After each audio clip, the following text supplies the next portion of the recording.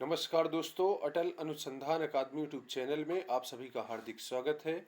दोस्तों, सुबह के इस वीडियो में प्रतियोगी जीवन से संबंधित विभिन्न महत्वपूर्ण सूचनाओं को लेकर के आपके सामने उपस्थित हुआ हूं। तो आइए देखते हैं ऐसी कौन कौन सी महत्वपूर्ण सूचनाएं हैं।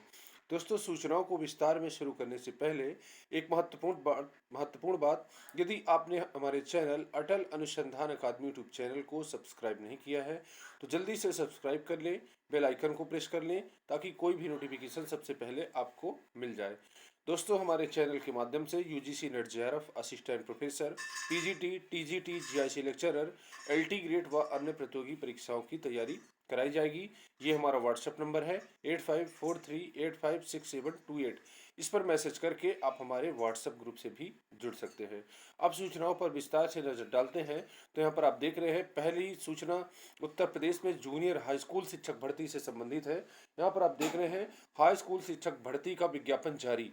जैसा कि आप जानते हैं कि कुछ दिनों पहले विज्ञापन जारी हुआ था और 18 या फिर 19 मार्च से फॉर्म अप्लाई होना था, लेकिन विज्ञापन आने की पहले ही थोड़ा सा विवादित हो गया था, जिस कारण से विज्ञापन जारी नहीं हो पाया, आवेदन नहीं हो पाए थे। किंतु फिर से विज्ञापन जारी कर दिया गया है। यहाँ पर आप देख रहे हैं, 3 मार्च से 17 मार्च तक लिए जाएंगे ऑनलाइन आवेदन। 1894 पदों की लिखित परीक्षा 18 अप्रैल को होगी।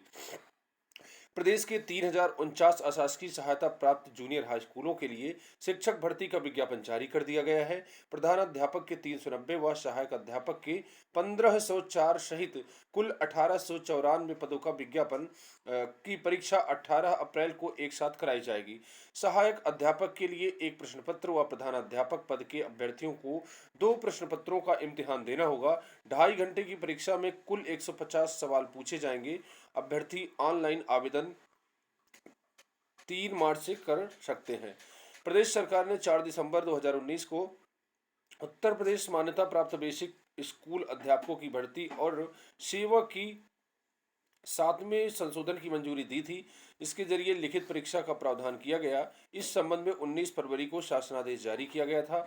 विज्ञापन 25 फरवरी को ही घोषित होना था, लेकिन हाई कोर्ट में लिखित परीक्षा के खिलाफ याचिका होने से सोमवार को विज्ञापन जारी कर दिया गया है। परीक्षा नियामक प्राधिकारी अनिल भूषण चतुर्वेदी ने बताया कि यह भर्ती इसी परीक्षा के लिए मान्य है। यहाँ पर आप देख रहे हैं, पूरी समय सारणी दी हुई है। ऑनलाइन आवेदन के लिए पंजीकरण की तिथि 3 मार्च से, पंजीकरण की अंतिम तिथि 17 मार्च से, आवेदन शुल्क जमा करने की तारीख 18 मार्च से, आवेदन पूरा करके प्रिंट लेने की अंतिम तिथि 19 मार्च, परीक्षा केंद्रों का निर्धारण 25 मार्च, परीक्षा का प्रवेश पत्र 9 अप्रैल और लिखित परीक्षा 18 अप्रैल। सहायक अध्यापक व प्राध्यापक प्रधानाध्यापक प्रथम प्रश्न पत्र सुबह 10 से 12:30 बजे के बीच में होगा और प्रधानाध्यापक द्वितीय प्रश्न पत्र अपराह्न 2 बजे से 3 बजे के बीच होगा। उत्तर कुंजी वेबसाइट पर 23 अप्रैल को अपलोड कर दी जाएगी और परीक्षा परिणाम 18 मई को घोषित कर दिए जाएंगे। इस प्रकार से कुल मिलाकर के जुलाई तक में जूनियर हाई स्कूल में नई शिक्षक भर्ती पूरी हो जाएगी।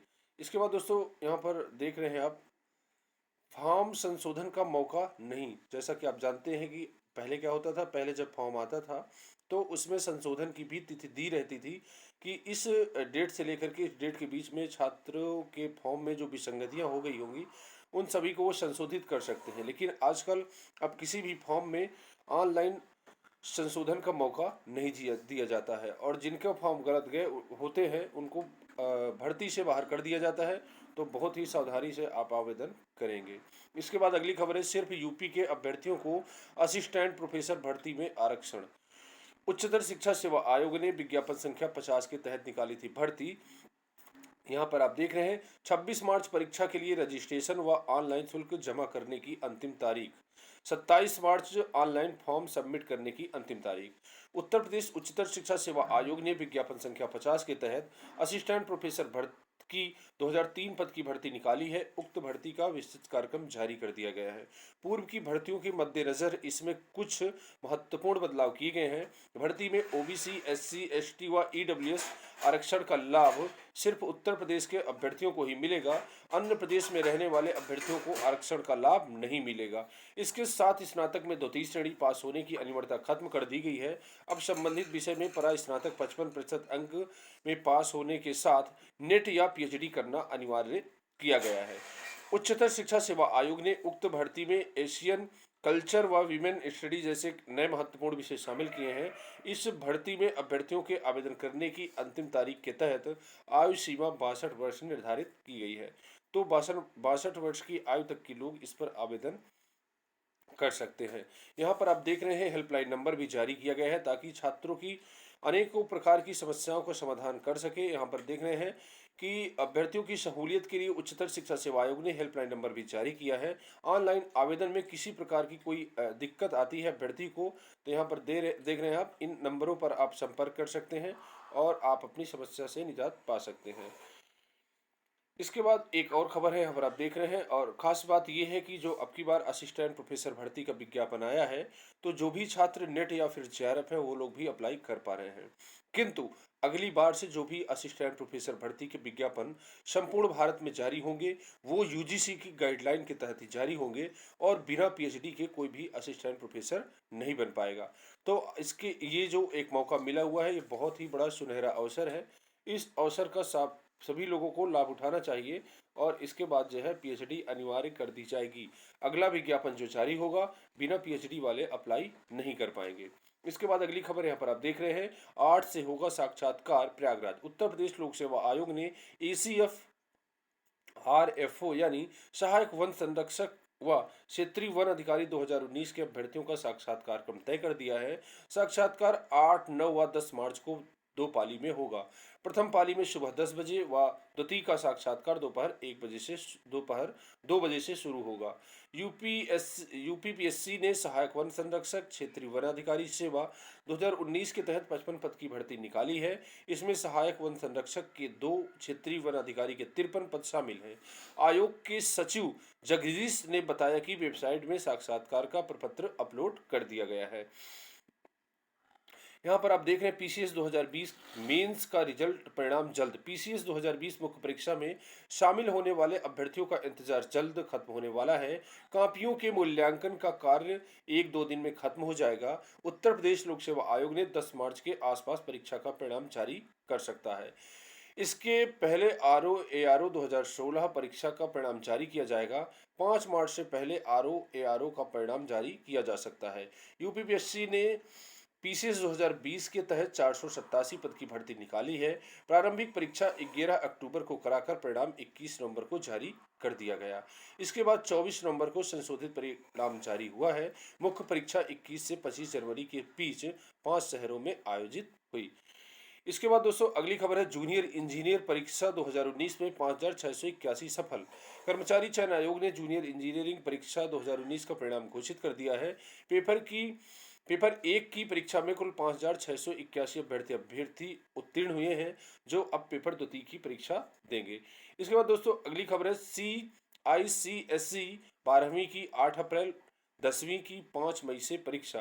Counselling of Indian school certificate examination ने कक्षा 10 की परीक्षा मई व 12वीं की परीक्षा अप्रैल में कराने का निर्णय लिया है। इसके बाद दोस्तों अगली खबर है, फर्जी शिक्षकों की सेवा समाप्ति व FIR के आदेश।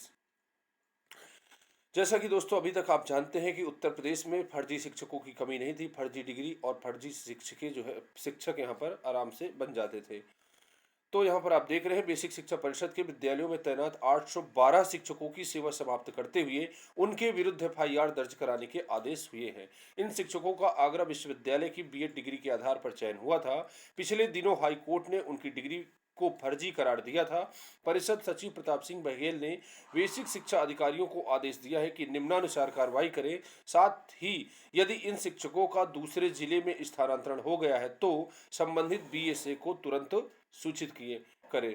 तो दोस्तों यहाँ पर आप देख रहे हैं 812 शिक्षकों को जो है नौकरी से बाहर किया जाएगा, क्योंकि इन लोगों की जो नौकरी लगी है आगरा विश्वविद्यालय की फर्जी डिग्री के आधार पर लगी है। इसके बाद अगली खबर है, तदर्थ व सीजनल कर्मियों की नियमित सेवा ही सेवानिवृत्ति के लाभ का आधार। नियमित होने के पूर्व की सेवा जोड़ने के खिलाफ सरकार ने किया कानूनी प्रावधान। अपर मुख्य सचिव वित्त ने जारी किया आदेश, न्यायालयों में नए सिरे से होगी पैरवी।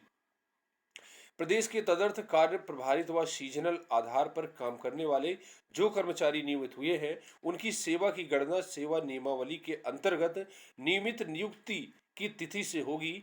यूपी पेंशन के लिए अहरकारी सेवा एवं विधिमान्यकरण अध्यादेश 2020 के इस प्रावधान पर अमल के निर्देश जारी कर दिए गए हैं। तो दोस्तों, जैसा कि आप जानते हैं कि अभी तक क्या था, जैसे कि 10 साल तक कोई जो है तदर्थ की नौकरी करता था और 10 साल बाद 11वें साल में उसको जो है नियमित कर दिया जाता था।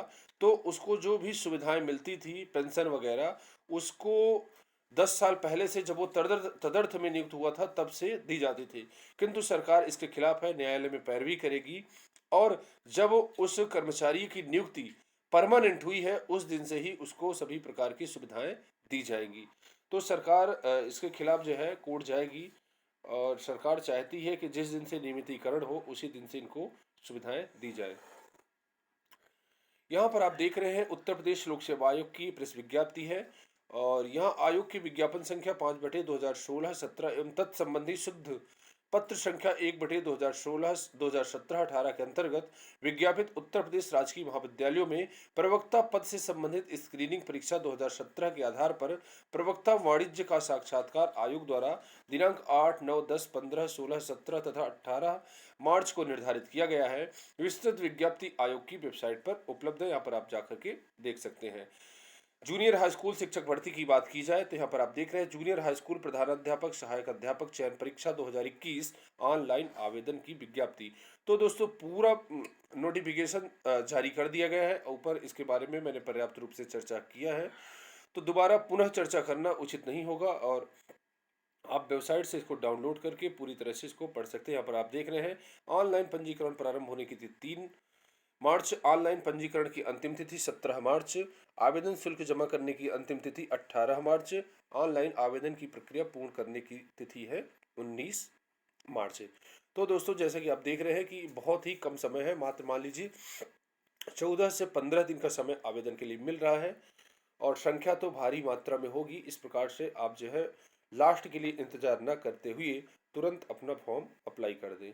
तो ये उत्तर प्रदेश लोक सेवा आयोग की प्रेस विज्ञप्ति यहाँ पर दी हुई है, इनके बारे में हमने ऊपर चर्चा किया था और पेपर कटिंग के माध्यम से। और इसके बाद जो है अगली महत्वपूर्ण सूचना है 812 शिक्षकों की सेवा समाप्ति का आदेश।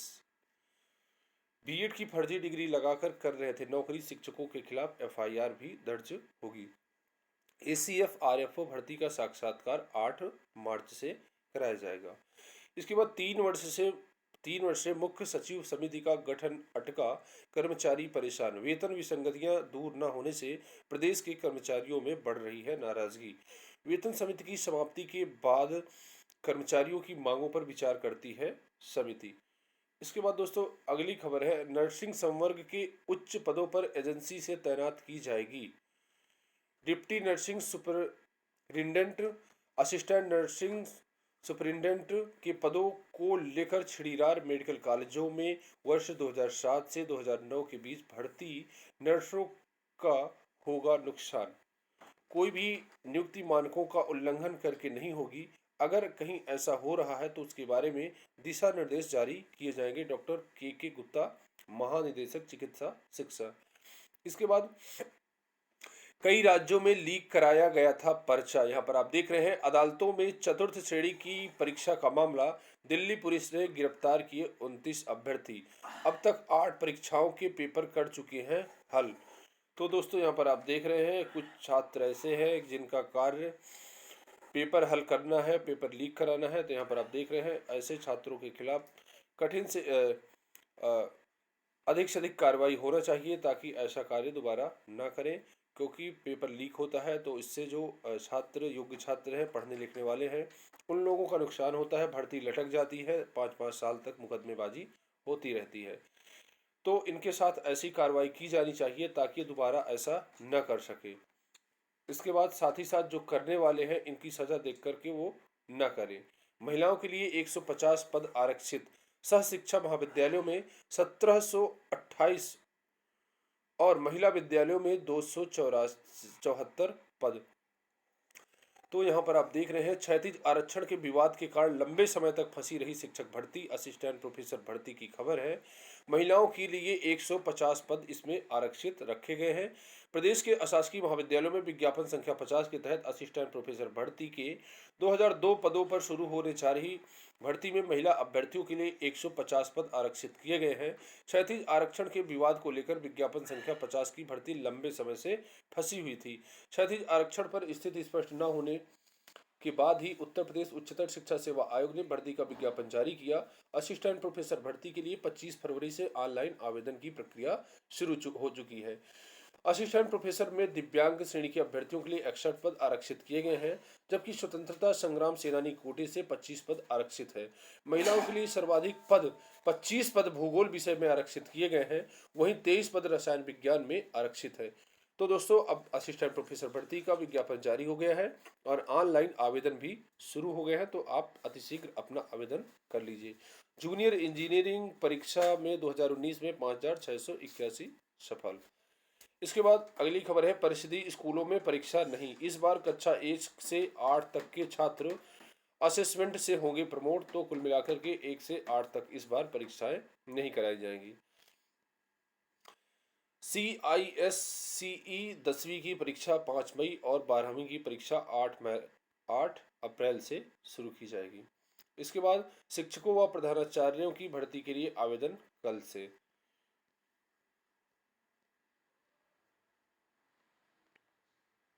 इलाहाबाद विश्वविद्यालय के विजयनगरम हॉल पर डाक कवर रिलीज करेगी गवर्नर। 4 मार्च से होगा संवारे गए हॉल का उद्घाटन, सजाया जा रहा है विज्ञान संकाय। तो दोस्तों, ये थी आज की महत्वपूर्ण खबरें। आज के लिए बस इतना ही, मिलते हैं नेक्स्ट वीडियो में। पूरा वीडियो देखने के लिए बहुत बहुत सा धन्यवाद। यदि वीडियो आपको अच्छा लगा हो तो वीडियो को लाइक करिए, सब्सक्राइब करिए व अधिक से अधिक लोगों के बीच में शेयर करिए। धन्यवाद।